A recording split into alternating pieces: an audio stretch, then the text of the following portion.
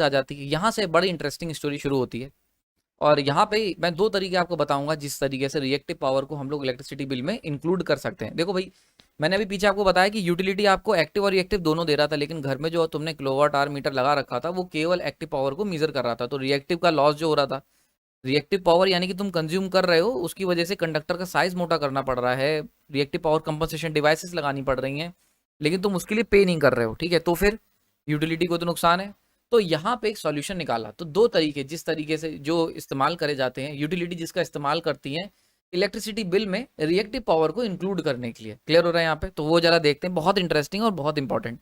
तो पहला तरीका कि मान लेते हैं हमारे पास यूटिलिटी है, यूटिलिटी मतलब पावर सिस्टम जहां से तुम पावर ले रहे हो, और वो तुम्हें एक्टिव रिएक्टिव दोनों पावर दे रही है। तो आप क्या करोगे, एक्टिव रिएक्टिव दोनों पावर सप्लाई कर रहे हो, तो यहाँ पे अगर आप एक किलोवाट आवर मीटर यूज करते हो, यानी कि अगर यूटिलिटी आपको किलोवाट आवर मीटर प्रोवाइड करवा रही है, ठीक है, तो यहाँ पे ऐसे केस में, इस पर्टिकुलर केस में आप लोग क्या करोगे, केवल आपका जो मीटर है वो एक्टिव पावर को मेजर करेगा ना। ये जो रिएक्टिव पावर जो भी हमने पीछे देखा कि छूट जा रही थी मेजर होने से, तो इसका सॉल्यूशन क्या निकाला, एक सॉल्यूशन ये निकाला यूटिलिटी ने कि अगर आप रिएक्टिव पावर ले रहे हो तो इसके लिए आपको सर चार्ज देना होगा। बहुत ही इंपॉर्टेंट ये शब्द है, सर चार्ज देना होगा फॉर एक्स्ट्रा क्यू, यानी कि जो तुम क्यू ड्रॉ कर रहे हो ना, ये फ्री में नहीं जाएगा, क्योंकि ऑब्वियस सी बात है भाई, यूटिलिटी तुम्हारा क्या है, यूटिलिटी या यूटिलिटी जैसे फॉर एग्जांपल रिलायंस है, तो रिलायंस तो भाई कंपनी है ना, उसको तो अपना प्रॉफिट को ग्रोथ करना है, और वो तुम्हारे लिए लॉस नहीं बियर करेगी। तो ये जो रिएक्टिव पावर तुम ले रहे हो, ये तुम्हारा जो मीटर तुमने यूज कर रखा है किलोवाट आवर मीटर, ये तो केवल एक्टिव पावर को मेजर कर रहा है, पी को, केवल पी को मेजर कर रहा है।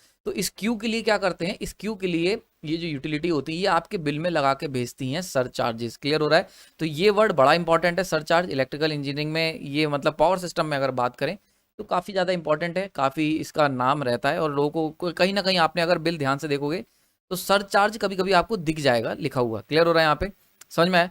तो अगर आपका जो सिस्टम, अगर आपका जो कंज्यूमर है, अगर यूटिलिटी का जो कंज्यूमर है, जैसे कि हम लोग हो गए, कोई भी कंज्यूमर है, वो अगर रियल पावर मीजर कर रहा है, यानी कि किलोवाट आवर मीटर का इस्तेमाल कर रहा है, तो ऐसे केस में हम लोग क्या करेंगे, यूटिलिटी आपके ऊपर एक सर चार्ज डालेगी फॉर एक्स्ट्रा क्यू, यानी कि जो भी तुम रिएक्टिव पावर ड्रॉ करोगे। ठीक है, आई होप समझ में आ रहा होगा ना। यहाँ पे एक ब्रैकेट में बड़ा इंपॉर्टेंट ऑप्शन लिखा हुआ है, लो पावर फैक्टर। तो भाई आपको पता है कि पावर फैक्टर जो होता है, मैंने अभी पिछले लेक्चर में आपको बताया था, वो इनडायरेक्टली रिएक्टिव पावर को कंट्रोल करता है। यानी कि अगर पावर फैक्टर को, अगर मान लेते हैं पावर फैक्टर पुअर है, तो इसका सीधा सीधा मतलब क्या होता है कि रिएक्टिव पावर की डिमांड बढ़ जाएगी। क्लियर हो रहा है यहाँ पे? ये लास्ट लेक्चर में हमने डिस्कस करा था, और ऐसा इसलिए भी है क्योंकि सीधी सी बात है, पावर फैक्टर अगर पुअर है, इसका मतलब जो एक्टिव पावर का जो कंपोनेंट है टोटल एपरेंट पावर में, वो बहुत कम है। तो बची हुई पावर कहाँ जा रही है, तो बची हुई पावर किस में जा रही है, क्यू में। क्लियर हो रहा है यहाँ पे? तो यहाँ से इसीलिए मैंने आपको कहा था कि पावर फैक्टर एक इनडायरेक्टली ये बताता है कि सिस्टम के अंदर रिएक्टिव पावर के साथ क्या हो रहा है, कैसी डिमांड है, ये सारी चीजें डिस्कस करी थी। क्लियर हो रहा है यहाँ पे? तो इसलिए मैंने यहाँ पे लिखा हुआ है लो पावर फैक्टर, यानी कि अगर आप लो पावर फैक्टर के केस में ये जो एक्स्ट्रा क्यू चार्ज करोगे, आप सिस्टम से डिमांड करोगे, इस डिमांड को आपका मीटर भले ही ना पकड़े, ये जो मीटर लगाया हुआ है ये भले ही आपका केवल पी बताए, लेकिन ये जो तुम एक्स्ट्रा पावर ले रहे हो ना, रिएक्टिव पावर, ये आपके बिल में लग के आ जाएगी सर चार्ज के रूप में। ठीक है, समझ में आ गई होगी ये बात ना। एक तरीका और है, एक तो ये हो गया कि भाई इसमें तो झमेला है यार बहुत यार, क्योंकि एक्टिव पावर मेजर करोगे बिल में आएगा बढ़ के। अब हो सकता है कंज्यूमर लड़ने आ जाए कि यार बिल तो हमारा रीडिंग तो इतनी आ रही है, तो भाई अब हर इलेक्ट्रिकल इंजीनियर समझाएगा थोड़ी बैठ के वहाँ पे जेई आपको कि नहीं यार आपका सरचार्ज आया है, रिएक्टिव पावर क्या होती है, और पावर फैक्टर आपके घर का पूरा, ये सब कोई नहीं करता। ठीक है, तो इसका एक सॉल्यूशन और है, एक सॉल्यूशन यूटिलिटीज ने और निकाला कि मान लेते हैं ऐसा कोई कंज्यूमर है जो रिएक्टिव पावर ढंग से रिएक्टिव पावर चार्ज ले रहा है, तो हमें उस पर पैसा बहुत खर्च करना पड़ रहा है, यानी कि एक अच्छी खासी क्वांटिटी में वो रिएक्टिव पावर ले रहा है। क्लियर हो रहा है? तो ऐसे केस में हम लोग किलोवाट आवर मीटर की जगह क्या करते हैं, केवीआर मीटर लगा देते हैं ना। ये एक बड़ा इंपॉर्टेंट मीटर है केवीआर, इसका ये जल्दी, ये बेसिकली इंडस्ट्रीज में यूज होता है केवीआर मीटर, हम लोग घरों में ये नहीं देखते, घरों में हम लोग किलोवाट आवर मीटर ही देखते हैं।